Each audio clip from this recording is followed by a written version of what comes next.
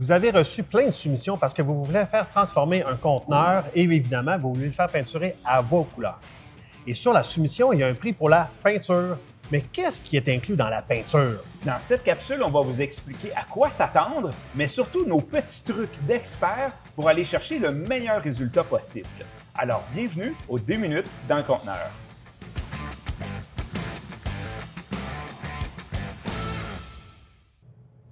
Alors, Pierre-Jean, commençons par la base. Quand on voit, on parlait de la ligne là, de peinture dans notre soumission, ça inclut quoi ou ça devrait inclure quoi selon toi? Bien, la base, Julien, il faudrait s'assurer que l'entreprise avec qui vous faites affaire lave les conteneurs. Parce qu'il peut avoir de la graisse, il peut avoir de la boue, et ainsi de suite.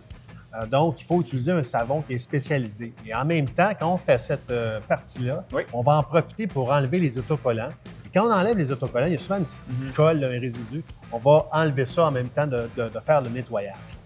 Les autocollants, là, c'est la marque du conteneur, du manufacturier, le numéro de série. Pourquoi je les enlèverais? Bien, parce que quand on va peinturer par-dessus ça, ça se peut qu'au fil du temps, c'est un genre de plastique. La peinture adhère pas comme il faut.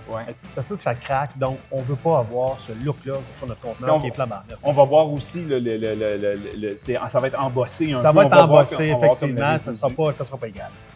Qu'est-ce que tu aurais d'autre à proposer, là, ou des choses de base qu'on devrait faire avant de le peinturer? Bien, évidemment, si on utilise un conteneur usagé, ça se peut qu'il y ait de la rouille. Donc, s'il y a des galettes de rouille, il faut le sabler. Il faut le ramener au métal nu, mettre un après, un primer en bon français, pour s'assurer de bien protéger ce métal-là. Et puis ensuite, on pourra peinturer par-dessus. Y a-t-il des petits... ça, c'est un peu la base. On s'entend que c'est la base. On s'attend à ça. C'est la norme dans l'industrie. Tout le monde devrait faire ça. Parfait. Y aurait-il quelque chose que tu pourrais, qu'on pourrait suggérer en option avant de faire une peinture? Bien, si on veut upgrader, si vous me permettez l'expression, notre peinture, notre qualité, on peut effectivement masquer les joints d'étanchéité, les gasquettes.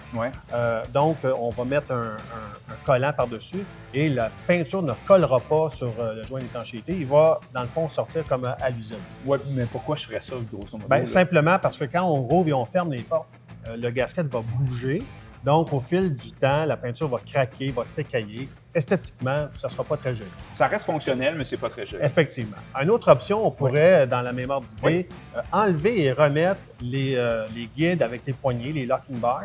Les grosses barres en métal. Les grosses barres en métal qu'on voit sur les portes de l'arrière. Pourquoi? Pour les mêmes raisons un peu. Alors, je le rouvre, je le ferme, ça va frotter, je vais cogner les poignées, ça va s'écailler. Alors, nous, ce qu'on suggère, c'est de les enlever, on peinture et on les remet.